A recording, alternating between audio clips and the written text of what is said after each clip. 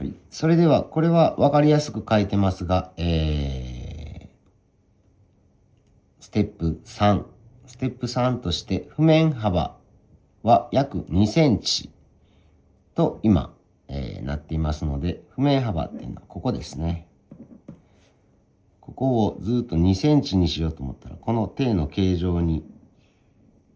沿った方がいいので、こういう土踏まずになろうかと思いますね。はい、ここも2センチ。2センチ。できれば、ここも2センチを目指し、ここは、どうしても小さくなるので、ここは2センチじゃなくてもいいと思います。こういう形状かな。の土踏まずを後ほど作って、譜面幅は約2センチ程度残していけばいいと思います。それでは、3日目、実践の方へ移ります。はい、先ほど、紙の方で軽く説明しましたが、今日は土踏まずの形状というより譜面の幅ですね。2センチ。今で何センチかというと、今ですでに2センチです。ってことはこれ以上最大 OK 部のところは取れない。もうちょっと上の方、ここをこう持っていってあげることによって、ここは広いので、ここより。ここを上に持っていってあげることによって2センチ。決して土踏まずはね、メリハリとか綺麗に見えるのも深さは必要ないので、あくまでも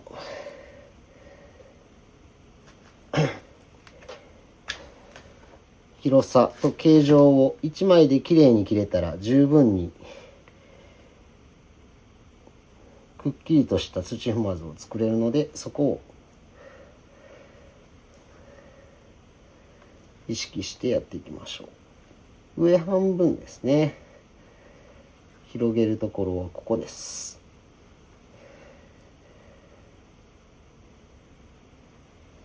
ここから1枚で綺麗に切れてたら、はっきりと譜面と土踏まずのくっきりとした明確な線はわかるので、これで十分かと思います。こっちは多分元が細いので、元が4センチないんかな。4センチあるなしなので、この OK 部の半分以上よりは広げられません。よってこの上の少し広いところをちょっと強めにいくだけで十分かなと思います。これの練習ですね。こっち切るときは鎌の先を使って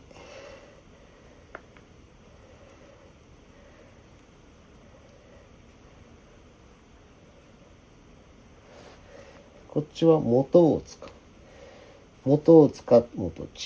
短く、少しだけ短く持ちます、鎌を。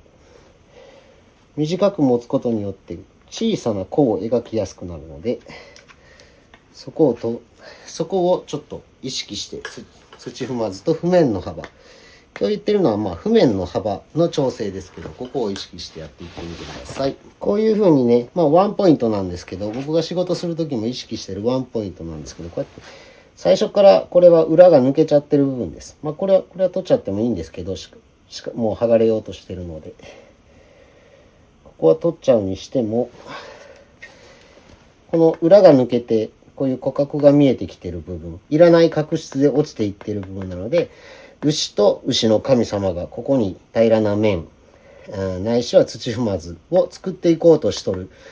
形跡がここにもうヒントが出てるので、この角度ですね。この骨格になってるこの角度がこの牛の蹄、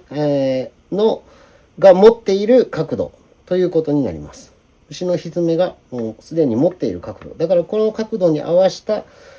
面を作っていってやれば、牛が本来、牛と牛の神様が求めて、作っていこうとしとる蹄の角度ということなので、これを意識してやってみてください。これより今度深くこれを全部取っちゃいたいって思っても、これは取らなくていいです。ここはもう、柔らかくはないですが、ここに設定しようとしている形跡が見えるので、これに合わせていく。で、ないて言えばいっぱい定定の角質がいっぱいついてるときは、ない方に合わせて作っていってやれば、この牛が一番理想としてる定定の厚さなんじゃないかなと思いますので、そこらも一つ注意してやっていってみてください。では、今日はここまで。私のところでは個人事業主として一緒に作庭日本一を目指してやってやろうという方を募集しております。